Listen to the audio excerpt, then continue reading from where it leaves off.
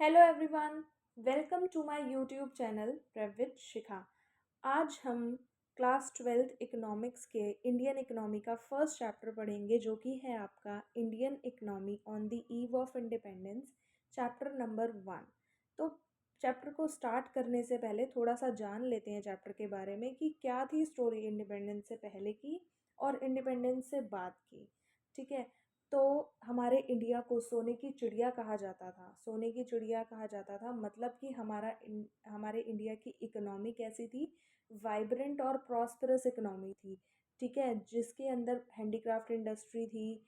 ठीक है, और ज़्यादा से ज़्यादा लोग किसके ऊपर डिपेंडेंट थे? एग्रीकल्चरल सेक्टर के ऊपर डिपेंडेंट थे। मतलब कि अग्रेरियन इकोनॉमी थी हमारी, जिसके अंदर एग्रीकल्चर के ऊपर डिपेंडेंसी होती है लोगों की ज़्यादा से ज़्यादा। और हमारे हैंडीक्राफ्ट क्या बनाया करते थे? घड़े हो गए, मूर्तियाँ हो गई या मूड़े हो गए, इस तरह की चीज़ें बनाया करते थे। और ये हमारे वर्ल्ड वाइड फेमस भी थे। ग्लोबल रेपुटेशन भी हमें मिली थी किसकी वजह से? इनकी ही वजह से, हमारे हैंडीक्राफ्ट प्रोडक्ट्स की वजह से। ठीक है, कि ये बहुत फ़ाइन क्वालिटी के होते हैं, अच्छे प्रोडक्ट्स होते हैं, गुड प्रोडक्ट्स होते हैं। ठीक, बट लेकिन क्या हुआ कि हमारे इस सोने की चिड़िया के अंदर ब्रिटिशर्स ने घुसने के लिए 1757 में उन्होंने सोचा कि इस सोने की चिड़िया को इस्तेमाल किया जाए, इसके अंदर घुसा जाए। उन्होंने घुसने के लिए क्या किया? 1757 में उन्होंने हमारे इंडिया के अंदर घुसने के लिए, सबसे ईस्ट इंडिया कंपनी थी जिसने इंडिया में घुसने की कोशिश की। और फिर उसके बाद उनका बैटल हुआ किसके साथ? नवाब्स ऑफ बंगाल के साथ उनका क्या हुआ? बैटल हुआ, जिस बैटल को प्लासी भी बोला जाता है। ठीक है। और फिर उसके बाद क्या था? इस बैटल के बाद ब्रिटिशर्स हमारी इंडिया के अंदर, हमारी कंट्री के अंदर एंटर कर चुके थे। क्लियर? तो ये है हिस्ट्री। अब हम अपना चैप्टर स्टार्ट करते हैं कि चैप्टर हमें कहना क्या चाह रहा है। मतलब ये स्टोरी आपको समझ में आ गई होगी कि कहाँ से इसकी स्टार्टिंग हुई थी। अब हम अपना चैप्टर स्टार्ट करते हैं कि हमारी इंडिया की इकोनॉमी कैसी थी on the eve of independence. देखो बेटा, क्या था कि जो हमारे ब्रिटिशर्स थे, ब्रिटिशर्स का, हमारे ब्रिटिशर्स नहीं थे, मतलब जो ब्रिटिशर्स थे उनका हमारे इंडिया के ऊपर रूल करने का मेन रोल क्या था? ठीक है, वो मेन यही चाहते थे कि वो हमारी इकोनॉमी को ट्रांसफॉर्म कर सके as a supplier of raw material, ताकि उनके ब्रिटिश मैन्युफैक्चर्ड गुड्स को मार्केट मिल जाए सेल करने के लिए। मतलब कि हमारी ही कंट्री के रॉ मटेरियल को यूज़ करके वो फिनिश्ड गुड बनाकर उसी प्रोडक्ट को हमारी कंट्री के अंदर सेल कर पाएँ। ये उनका क्या था? मेन ऑब्जेक्टिव था। ये उनके माइंड में एक गोल था। ठीक है, जिसको वो अचीव करना चाहते थे। फिर उसके बाद आता है कि हमारी इंडियन इकोनॉमी ब्रिटिश रूल से प्रायर कैसे थी, पहले कैसे थी। जैसा कि मैंने आपको अभी अभी बताया था कि जो हमारी इंडिया की इकोनॉमी थी वो वाइब्रेंट और प्रॉस्परस इकोनॉमी थी। वाइब्रेंट और प्रॉस्परस मतलब बहुत ही खुशहाल, बहुत ही डायनामिक, बहुत ही एनर्जेटिक। ठीक है, ऐसी टाइप की हमारी इकोनॉमी थी। ठीक। और एग्रीकल्चरल के साइड से हम देखें तो ये सेल्फ कंटेन्ड रूरल इकनॉमी थी, मतलब जिसके अंदर एग्रीकल्चरल सेक्टर के ऊपर लोग डिपेंडेंट है। ठीक है। और हमारा जो हैंडीक्राफ्ट प्रोडक्ट था उसको वर्ल्ड वाइड फेमस भी था, उसको ग्लोबल रेपुटेशन भी मिला था। ठीक है, हमारे जो एक्सपोर्ट्स थे उनको ग्लोबल रेपुटेशन भी मिला था। किसकी वजह से? हमारे फ़ाइन क्वालिटी ऑफ प्रोडक्ट्स की वजह से। जैसे कि सिल्क और कॉटन टेक्सटाइल हमारे फेमस थे फ़ाइन क्वालिटी की वजह से। मेटल और प्रीशियस स्टोन वर्क भी हमारे फेमस थे किसकी वजह से? एक्सीलेंट क्राफ्टमैनशिप की वजह से। ठीक है, तो ये थी हमारे इंडिया की इकनॉमी ब्रिटिश रूल से पहले।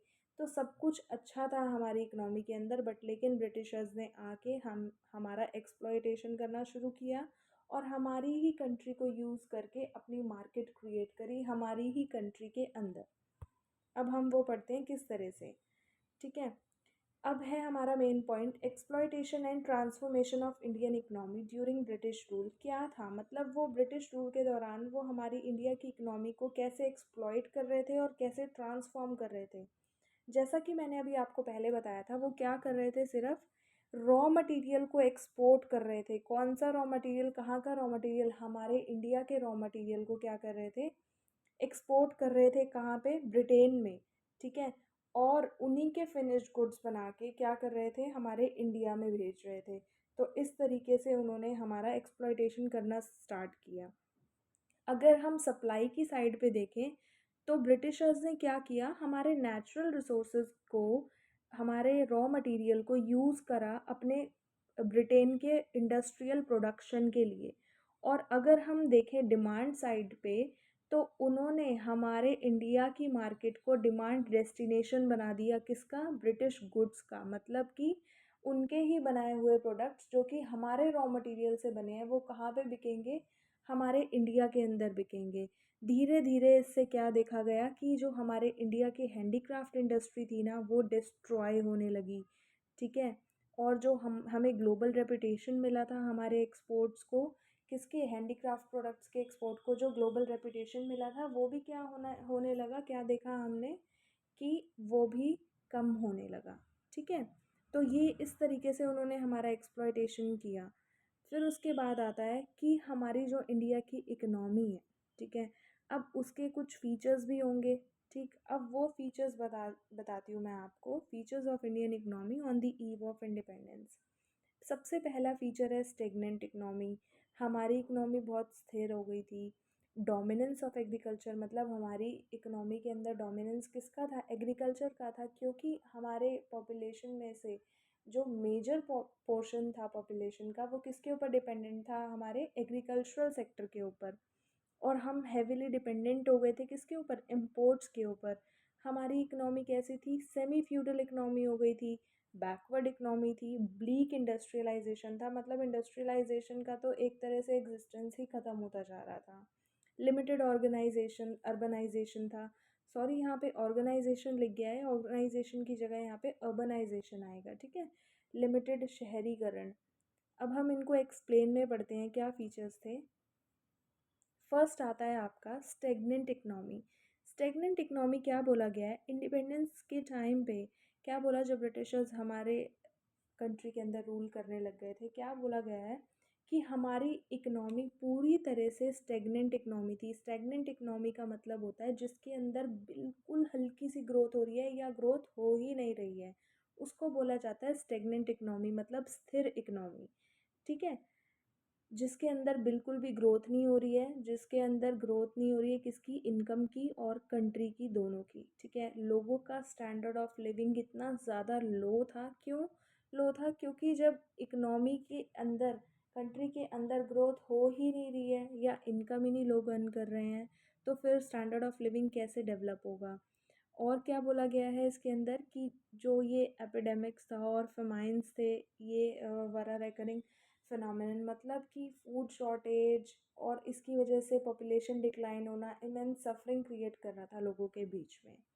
दूसरा हमारा फीचर है हैवी डिपेंडेंस ऑन इम्पोर्ट्स। मतलब कि हम अपने हर काम के लिए इम्पोर्ट्स के ऊपर टोटली डिपेंडेंट हो गए थे। ठीक है। किस तरीके से, जैसे कि अगर हमें छोटी सी कोई प्रोडक्शन भी करनी है, तो उसके लिए भी जो इक्विपमेंट चाहिए होंगे या मशीनरीज चाहिए होंगी, वो भी हमें बाहर से ख़रीदनी पड़ेंगी, इम्पोर्ट करनी पड़ेंगी। ठीक है। जो हमारी आर्म्ड फोर्सेस थी वो भी डिपेंडेंट हो गई थी किसके ऊपर, फॉरेन इम्पोर्ट्स के ऊपर। हमें हमें जो डिफेंस इक्विपमेंट्स चाहिए थे, टोटली हम उसके लिए भी डिपेंडेंट हो गए थे किसके ऊपर, फॉरेन इम्पोर्ट्स के ऊपर। क्योंकि हमारी कंट्री में तो कुछ भी नहीं था ऐसा। ठीक है। कुछ ऐसे कंज्यूमर गुड्स थे जैसे कि स्यूइंग मशीन हो गई, सिलाई मशीन हो गई, मेडिसिन हो गई, कोई बाइसिकल हो गई, या कोई ऑयल हो गया, केरोसिन ऑयल बोला जाए जैसे कि, ये तक हम कहाँ से इंपोर्ट करते थे, अब्रॉड से इंपोर्ट करते थे। तो मतलब आप समझो कि हम कितने ज़्यादा डिपेंडेंट हो गए थे फॉरेन इम्पोर्ट्स के ऊपर, कि हमें छोटी छोटी चीज़ों के लिए भी बाहर से इंपोर्ट करना पड़ रहा था। ठीक है। उसके बाद है आपका बैकवर्ड इकनॉमी। इंडिया की इकनॉमी बैकवर्ड तो थी ही। ठीक है। क्यों थी, क्योंकि उसके अंदर कोई ग्रोथ नहीं थी, स्टेगनेंट इकनॉमी थी। और हम डिपेंडेंट हो गए थे किसके ऊपर, टोटली हम डिपेंडेंट हो गए थे इम्पोर्ट्स के ऊपर। तो हमारी इकनॉमी कैसी थी, बिल्कुल बैकवर्ड थी। ठीक है। और बैकवर्ड इकनॉमी का मतलब क्या होता है, मतलब बैकवर्ड इकनॉमी कब कहलाती है, जब हमारी इकनॉमी के अंदर पर कैपिटा इनकम बहुत ज़्यादा लो होता है। तो पर कैपिटा इनकम क्या होता है आपका, पर कैपिटा इनकम होता है कि मतलब हर एक पर्सन कितनी एवरेज इनकम अर्न कर रहा है एक स्पेसिफिक एरिया के अंदर और एक साल के दौरान, ठीक है, उसको बोला जाता है पर कैपिटा इनकम। तो वो क्या था, बहुत ज़्यादा लो था हमारी इकोनॉमी, हमारी कंट्री के अंदर, ठीक है। मतलब कितना था 1947 से अगर 48 के बीच में देखें तो ₹230, मतलब 230 था पर कैपिटा इनकम हमारा, ठीक, जो कि बहुत ज़्यादा लो है। The bulk of population was very poor, मतलब हमारी जो मेजर पोर्शन था पॉपुलेशन का वो बहुत ज़्यादा गरीब था। मतलब कि लोगों के पास सफिशेंट फूड, खाने के लिए प्रॉपर फूड नहीं था, कपड़े पहनने के लिए नहीं थे, शेल्टर नहीं था, रहने के लिए नहीं था। और जो अनएम्प्लॉयमेंट थी वो तो इतनी ज़्यादा फैल चुकी थी, मतलब इतनी ज़्यादा थी कि जिसकी वजह से पॉवर्टी के अंदर हम कंट्रीब्यूट कर रहे थे, ठीक है। फिर आता है आपका dominance of agriculture. Dominance of agriculture मतलब कि एग्रीकल्चरल सेक्टर डोमिनेट कर रहा था लोगों की ज़िंदगियों को, किस तरीके से कि जो हमारी पॉपुलेशन थी उसका 72% पोर्शन किसके ऊपर डिपेंडेंट था, एग्रीकल्चर के ऊपर। मतलब घर में अगर 10 लोग हैं तो 10 में से 7 लोग तो कहाँ काम कर रहे हैं, एग्रीकल्चर के अंदर काम कर रहे हैं। और जो बचे खुचे हैं वो कुछ हैंडीक्राफ्ट इंडस्ट्री के अंदर इन्वॉल्व है, हैंडीक्राफ्ट्स के अंदर। और अगर एक आधा कोई और बच गया है तो वो कहाँ पे है, वो छोटे मोटे काम कर रहे होते हैं दूसरे लोगों के, ठीक है। तो हमारी कंट्री के अंदर किसका डोमिनेंस था, एग्रीकल्चर का डोमिनेंस था, ठीक है।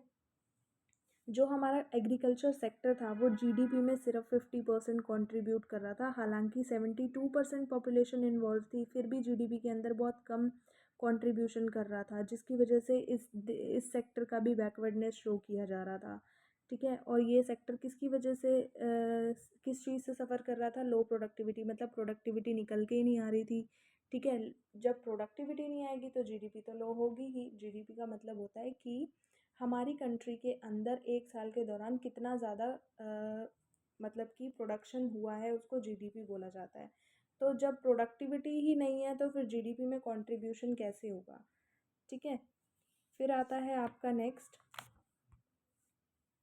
Bleak industrialisation. ब्लीक इंडस्ट्रियलाइजेशन क्या है, ब्रिटिश रूल से पहले, ठीक है, हमारा इंडिया वेल नोन था, बहुत अच्छे से जाना जाता था हैंडीक्राफ्ट्स के लिए।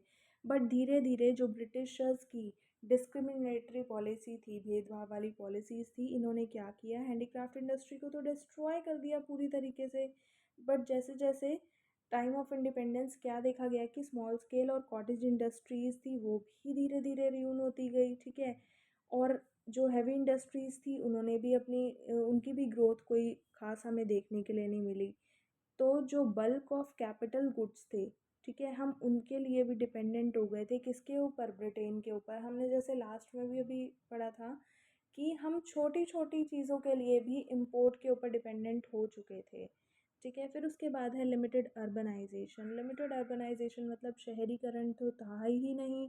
ज़्यादा से ज़्यादा लोग कहाँ पर रहा करते थे, रूरल एरियाज़ में, गांव के अंदर, विलेजेस के अंदर।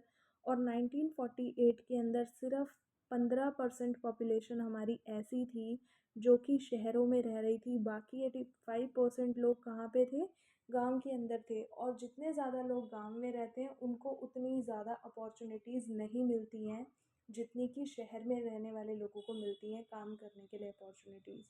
तो अपॉर्चुनिटीज़ कम थी, ठीक है। एग्रीकल्चर के अंदर वो सारे इन्वॉल्व हो रहे थे, फिर जाकर हार कर कोई ऑप्शन नहीं था जब, तो जिसकी वजह से पॉवर्टी भी बढ़ती ही जा रही थी, डबल ही होती जा रही थी। फिर हमारा एक फीचर था क्या कि हमारी सेमी फ्यूडल इकनॉमी थी, ठीक है। सेमी फ्यूडल इकनॉमी मतलब या ना तो वो पूरी तरीके से फ्यूडल थी और ना ही कैपिटलिस्ट थी, ठीक है। वो मिक्स्ड इकनॉमी थी जिसको हम सेमी फ्यूडल इकनॉमी बोलते हैं। मतलब कि सेमी फ्यूडल इकनॉमी कौन सी होती है, पहले समझते हैं फ्यूडल और कैपिटलिस्ट ताकि हमें सेमी फ्यूडल समझ में आए।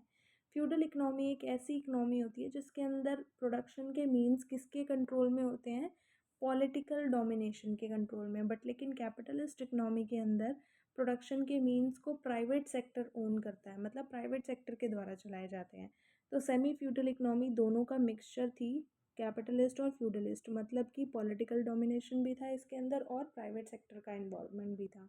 तो इसकी वजह से क्या देखने को मिला कि जो फ्यूडलिस्टिक मोड था प्रोडक्शन का उसने लो प्रोडक्टिविटी क्रिएट करी पॉलिटिकल डोमिनेशन होने की वजह से, और लो प्रोडक्टिविटी होने की वजह से बैकवर्डनेस आया हमारी इकोनॉमी के अंदर। तो ये थे इसके फीचर्स। आज हम यहीं तक पढ़ेंगे, नेक्स्ट टॉपिक से हम कल स्टार्ट करते हैं। नेक्स्ट वीडियो में मिलते हैं जहाँ पे हम पढ़ेंगे कि हमारा एग्रीकल्चरल सेक्टर कैसा था इंडिपेंडेंस पे। ठीक है, तो आज के लिए थैंक यू। अब हम कल की वीडियो में मिलते हैं।